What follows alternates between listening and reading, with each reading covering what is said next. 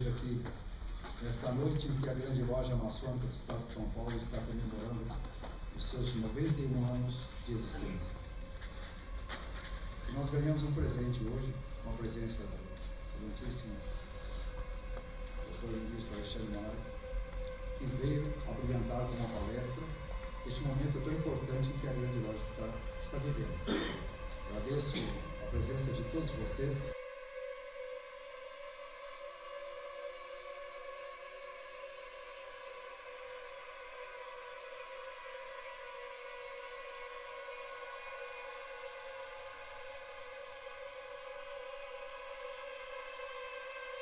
Antes de dizer o que eu ia falar, eu fiquei feliz com a fala do ministro Toffoli, porque comparando os números, ainda tem muita gente para aprender e muita multa para aplicar.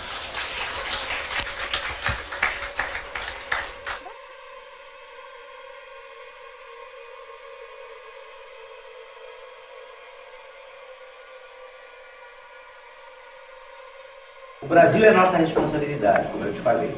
A maçonaria inventou o Brasil.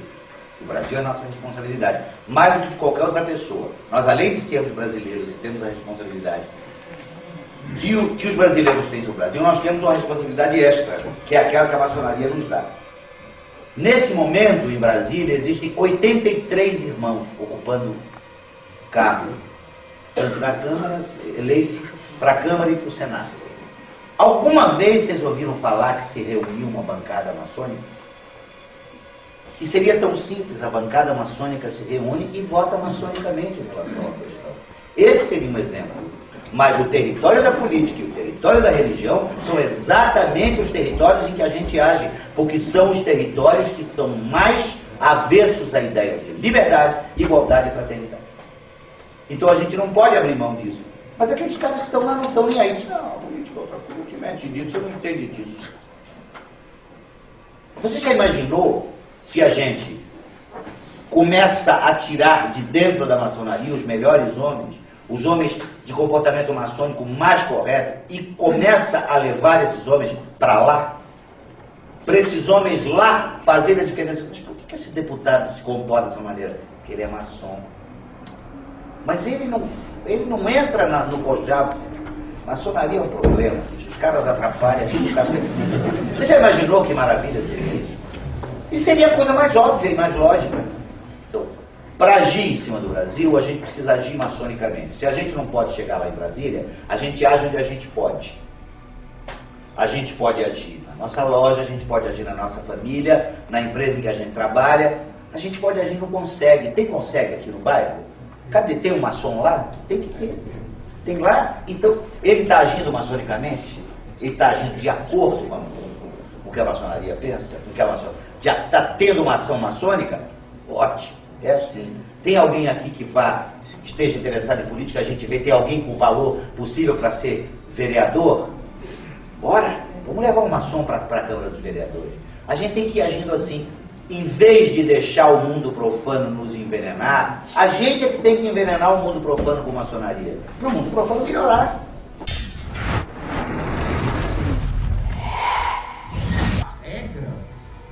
Dentro do jogo democrático, é aceitar a vontade da maioria das legítimas escolhas.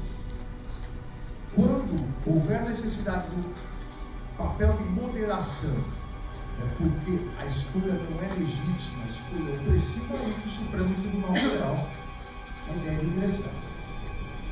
E hoje, na atualidade política brasileira, o papel mais importante o Supremo Tribunal Federal deve ter, é exatamente o seu papel mais tradicional, o seu papel mais histórico, que é o papel de moderação. Hoje, o que o país mais precisa do Supremo Tribunal Federal, do Judiciário, do todo, é o papel de moderação, o papel de árbitro entre os poderes, não o papel de ator político. Você mentiu! Mentiroso! Assistam só comigo.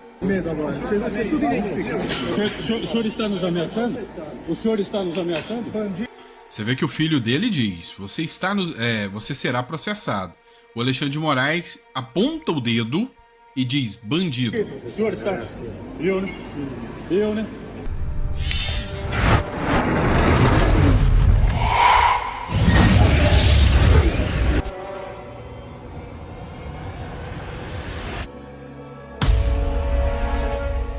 Antes. Nosso ministro, a parceria importantíssima entre Brasil e Paraguai. Parceria para a erradicação da maconha, parceria no crime transnacional, parceria principalmente, e esse é o efeito mais importante, principalmente contra a criminalidade organizada. Desde o momento que assumi, senhor ministro, um dos meus compromissos, uma das minhas prioridades, minhas e do governo federal, determinação do presidente Michel Temer, é o combate à criminalidade transnacional. É quando nós afirmamos a necessidade de uma operação de fronteiras seguras, fronteira em relação ao narcotráfico, fronteira em relação ao tráfico de armas, fronteira em relação ao contrabando. Mentira!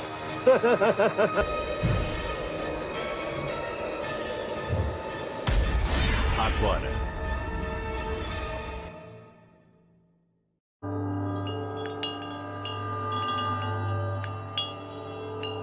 O Supremo Tribunal Federal adiou novamente o julgamento do porte de drogas para uso pessoal. O placar para descriminalização do porte de maconha para uso pessoal está em 4-0. O processo ficou parado por mais de 7 anos e foi retomado na tarde desta quarta-feira com o voto do ministro Alexandre de Moraes.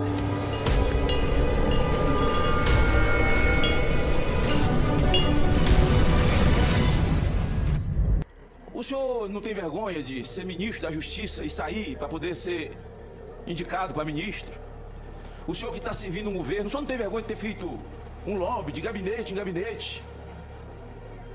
É hipocrisia demais. Chegam aqui, vende a mãe, porque mente tanto. E quando põe a toga, chega lá no Supremo é completamente diferente.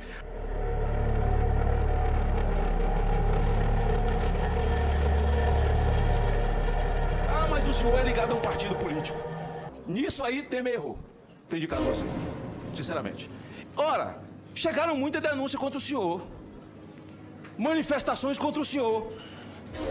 Só no meu gabinete eu posso mostrar 2 caixas para poder blindar os seus amigos. Advirto que quando o Fachin foi indicado, e contundentemente um farto material de defesa do PT e um vídeo dele fazendo um discurso maravilhoso, defendendo o PT e as suas teses e arrebanhando advogados, já tinha lava-jatos quando ele foi indicado. Ele foi indicado, foi para proteger os seus amigos? Eu vi um negócio aqui, olha. Elege-se um julgador ou um blindador?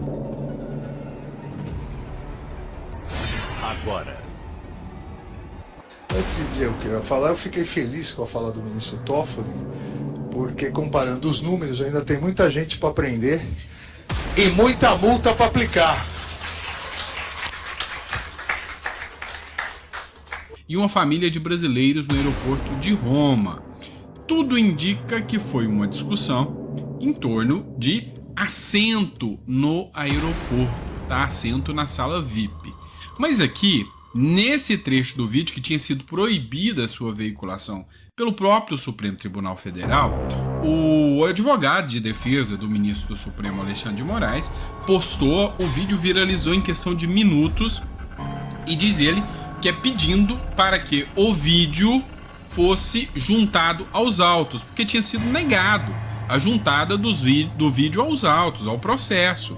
Além do que, as imagens que foram encaminhadas do aeroporto da Itália, de Roma, também não foram entregues para a defesa. A defesa pediu por 4 vezes a entrega das imagens e a imagem não foi entregue. O único vídeo que temos é esse aqui. Assistam só comigo. O senhor está nos ameaçando? O senhor está nos ameaçando? Você vê que o filho dele diz: você será processado. O Alexandre de Moraes aponta o dedo e diz: bandido. O senhor está... Eu, né? Eu, né? Vamos repetir o vídeo para você prestar atenção de novo, tá? Essa matéria é do antagonista.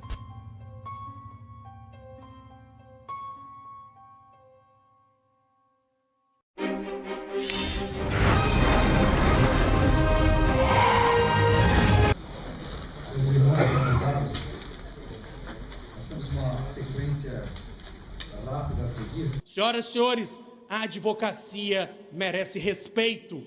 E se o que a vida quer da gente é coragem, como diria Guimarães Rosa, e se a advocacia não é profissão de covardes, como pontuava Sobral Pinto, nós dizemos, respeitosamente, mas em alto e bom som, que os excessos que vêm sendo praticados por magistrados dos tribunais superiores nos causam indignação e merecem o nosso veemente repúdio. Nós somos essa voz, e essa voz não pode e não será calada. Nós não podemos admitir, senhoras e senhores, que advogados não tenham acesso integral aos autos de processo, que advogados não recebam cópias parciais e seletivas de processos.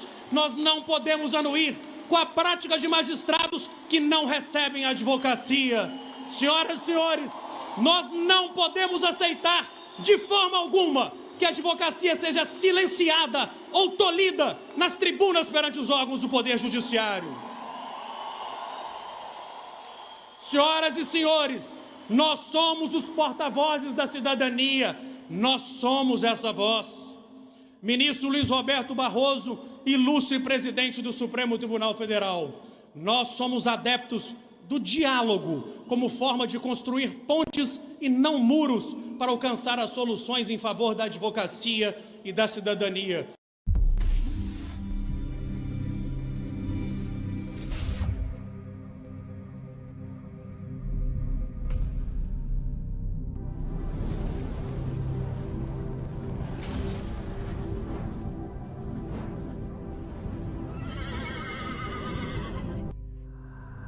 Pra gente, o senhor vai responder às Forças Armadas? O senhor vai deixar o código-fonte ser exposto? O Brasil precisa dessa resposta, ministro. Todo respeito. Por favor, Barroso, responde pra gente. Perdeu, mané, numa mola. É sério. Olha isso não, ministro. O Brasil depende. O Brasil depende. No início da nossa conversa, nós falamos só sobre o ativismo judicial bom. E o ativismo judicial ruim também existe. Mas não no Brasil. Não no Brasil não existe? Ativismo judicial ruim não existe, não no Brasil, diz ele. Agora presta atenção o que esse senhorzinho vai começar a jogar no colo dele. Ele vai ficar nervoso, não vai conseguir responder. Presta atenção nisso daqui. Quando há um truque técnico ou formal, muitas vezes motivado por fatos antigos e surpreendentemente usado para produzir uma reviravolta política para armar e desarmar quadros eleitorais. Isso é o que eu chamaria o ativismo judicial nocivo. Eu preciso dizer para o senhor, assim, o Brasil viveu nos últimos 4 anos momentos de algum grau de anomalia e de ameaça às instituições democráticas. Houve uma clara percepção de que havia um risco. E houve um fenômeno assim, que foi a Lava Jato, que teve uma faceta positiva, que foi a revelação de um quadro de corrupção estrutural, sistêmica e institucionalizada que a gente tem que enfrentar. São Paulo. Mas por outro... Vocês viram que o senhorzinho jogou pra cima dele? Que o ativismo judicial ruim, que é aquele que interfere em eleições, que modificam fatos posteriores pra mudar resultados de eleições e tudo mais. Vocês viram que ele falou isso e agora ele tá dando essa resposta da Lava Jato. Calma que a coisa vai ficar pior. Calma, só escuta isso daqui. Do lado, houve uma politização, eu diria marcada, sobretudo, pela ida do juiz da Lava Jato para o ministério do governo Bolsonaro, que deu uma certa legitimidade ao discurso de que ali houvera uma perseguição política, especialmente em relação ao presidente Lula. Até porque, na minha visão, os erros da Lava Jato ocorreram em relação ao presidente Lula. Sim. Porque eu acho que tirar do jogo uma quantidade de pessoas que foram retiradas do jogo foi muito bom para o Brasil. Ou seja, os erros da Lava Jato foi só o Lula. Só contra o Lula eles erraram. Contra os outros estava tudo certo. todo mundo tava corrupto, né? Olha só o que ele tá falando, todo mundo era corrupto. O dinheiro que devolveram, verdade, devolveram o dinheiro porque tinha corrupto. Os políticos foram presos, Cunha, dentre tantos outros, tudo, o Palocci, as delações do Palocci, né, que falou tudo verdade. Mas só contra o Lula, né, que não... né... Olha só, agora segura só o que o senhorzinho vai falar aqui pra ele. Sim, mas o senhor não diria que o melhor seria enfrentar aquilo diretamente, em vez de arranjar um tecnicismo processual para resolver o problema? Mas então, eu imagino que o senhor esteja se referindo à decisão do Supremo relativamente à questão do presidente Lula e à invalidação do processo. Então, houve uma mudança contextual, conjuntural, que deu plausibilidade ao discurso de que ali tinha havido uma politização indevida. Sim.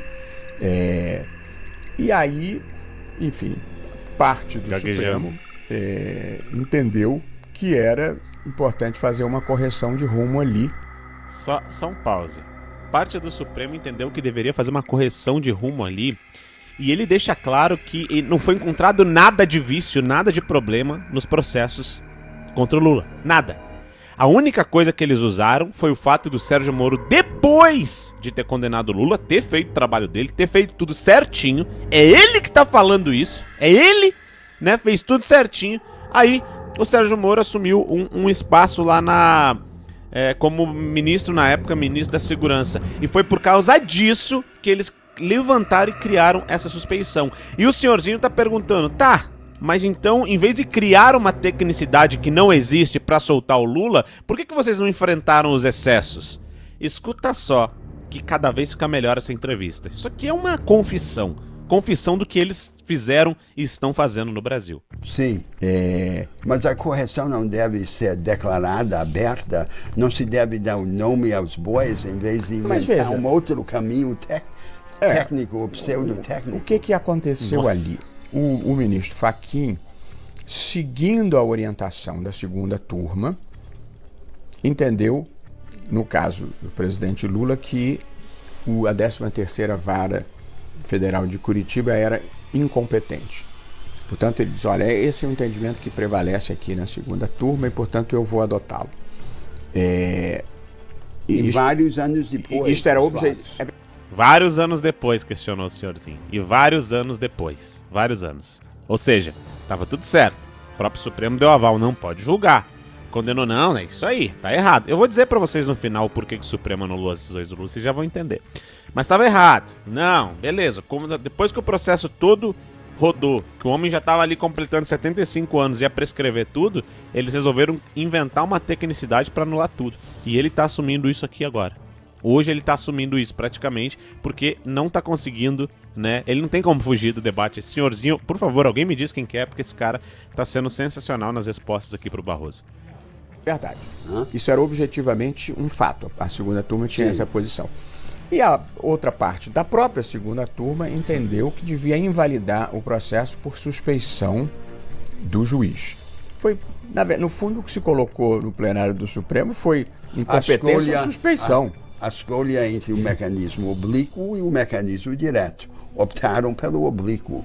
Na verdade, prevaleceu, eu nem votei assim, porque eu não achava que o caso era de suspeição, mas prevaleceu o entendimento da suspeição, ou seja, a maioria do Supremo entendeu que o fato de o juiz do caso ter aceitado ser ministro e outras circunstâncias que envolveram... Só um pause aqui. Gente, vocês acham mesmo que se o Sérgio Moro não tivesse virado ministro do Bolsonaro, eles não iam dar um jeito igual de soltar o Lula? Vocês acham? Mas vocês acreditam nisso, gente? Vocês acham que eles não teriam dado um outro jeitinho, teriam buscado uma outra forma para soltar o Lula? Vocês acham mesmo? Sabe por que a Lava Jato acabou? Sabe por que eles derrubaram a Lava Jato? Porque começou a ter delação contra os intocáveis da capa preta. Foi isso que aconteceu. Aí eles viram, a gente vai ter que soltar o Lula para conseguir o apoio do PT, para conseguir o apoio de não sei quem, vamos se juntar aqui, porque eles estão descobrindo tudo. Porque quando eles falam que o Brasil, nos últimos 4 anos, teve um problema contra as instituições, foi basicamente a eleição do Bolsonaro, que ele é antissistema, antissistema, ele não queria adotar e não queria jogar o jogo deles. Não queria, simplesmente ele não quis jogar. Ele não quis ser mais um político corrupto ladrão. Simples assim. E por não deixar esse jogo acontecer, eles chamam que esse nível de corrupção, que pode ser uma corrupção explícita ou pode ser uma corrupção implícita. Ou seja, coisas que até são legais, mas são imorais, como certos lobbies, troca de influência, ou você toma uma decisão favorável para mim no STF aí, eu tomo uma outra para você, e assim por diante. Se o Senado não dá uma segurada contra o STF, nós não vamos julgar aquele caso contra esse senador X. Vocês estão entendendo? Isso tudo acontece. Isso acontece de fato. E o Bolsonaro não entrou nesse jogo. E é por isso que eles falam que existe uma crise entre as instituições nos últimos 4 anos. Por quê? Por causa que a presidência da República, o Poder Executivo, que é o mais importante no que diz respeito às conduções do governo brasileiro, não entrou no jogo. Não quis entrar no jogo. E aí, é por isso que todos eles, quando vão dar entrevista, eles falam: a democracia estava ameaçada. Para eles, estava de fato. Mas é essa democracia que eu citei agora há pouco.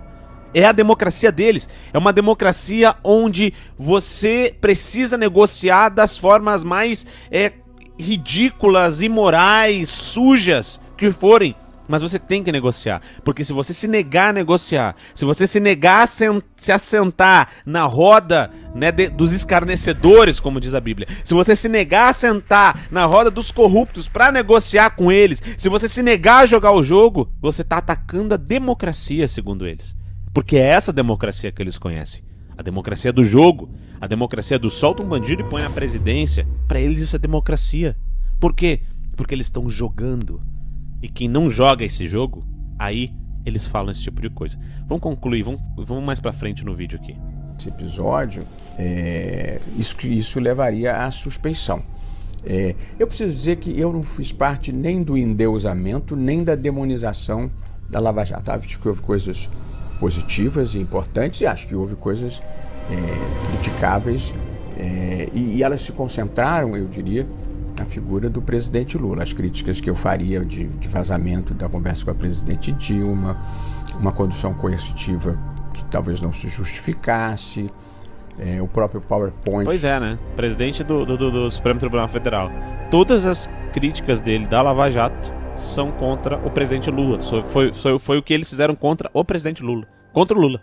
Né? Os outros não, beleza, nunca teve excesso, nunca teve nada, mas contra o Lula teve. Agora, o que eles estão fazendo com o Bolsonaro, de condenar, transformar em inelegível por causa de uma reunião com embaixadores, por causa de um 7 de setembro, aí pode.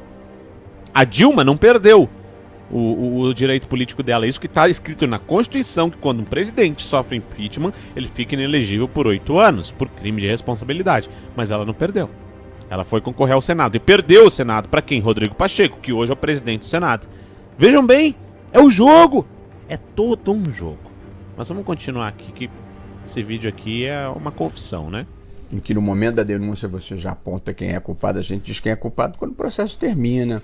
A divulgação da delação do ex-ministro Palocci num momento eleitoral. Ali acho que houve erros. Eu não dou muita importância para a Vaza Jato, que considero que ela é produto de crime. Portanto, houve acertos importantes e houve erros que o Supremo qualificou como justificando a suspeição. Eu, honesto e sinceramente, eu não caracterizaria isso como uma situação de ativismo. Eu caracterizaria isso... Não é ativismo, mudança na realidade fática que levaram a uma reinterpretação. Ele está querendo dizer que eles mudaram de ideia. Mudaram de ideia. Quer saber? Acho melhor voltar como que estava. Mudaram de ideia. Sabe o que acontece, gente? Quando ocorre o impeachment da Dilma, lá em 2016, essa gente achava que ia eleger um deles. Essa que é a verdade. Alguém do Centrão. Eles achavam que o Alckmin, o próprio Alckmin, que era candidato na época e perdeu pro Bolsonaro, não foi nem pro segundo turno, ele ganharia a eleição. Né? Porque não tinha mais Aécio, né? Também envolvido em corrupção, Dilma tinha perdido, vinha o Temer. Eles achavam que um deles ia ganhar. O problema é que surgiu o mito Bolsonaro, né? Que a população agarrou na época. E eu tenho que trazer isso à memória de vocês para vocês entenderem o que é isso daqui. A população agarrou, abraçou, e isso foi o erro de cálculo deles. Por isso que, com a continuidade da Lava Jato, com até o próprio Moro no Ministério da Justiça e tudo que aconteceu depois, eles pegaram, essa gente aqui pegou e fez isso. Essa gente pegou e resolveu soltar o Lula. Resolveu transformar o jogo no que era. Na época do Petrolão, Mensalão. Transformar e permitir que isso aconteça. Porque eles não percam os cargos deles. Só para concluir o vídeo aqui. Como uma mudança na realidade fática que levaram a uma reinterpretação. Depende tudo dos detalhes, né? Se concordarmos que o processo estava viciado e diz que estava viciado e anula, é uma coisa. Se usa um truque processual para atingir o resultado político desejado, é outra coisa. Aí é que está o problema. Essa ideia de soluções caprichosas e direcionadas, isso é que precisamos evitar. Tenho certeza que o senhor concorda comigo. Nossa, tu viu o chute que esse senhor deu na cara dele? Ele falou, uma coisa é você encontrar de fato vícios no processo do Lula. Outra coisa é inventar vícios pra soltar o Lula. Foi isso que ele falou, na cara do Barroso. Falta homens de coragem igual esse aqui. Agora, eu não sei quem que ele é e nem por que o Barroso respeitou tanto ele. Agora, isso que ele falou é muito verdade. Eu concordo que se deve evitar. Talvez eu não concorde que tenha acontecido. Vamos deixar essa questão para ser resolvida pelos nossos Vamos ouvintes. deixar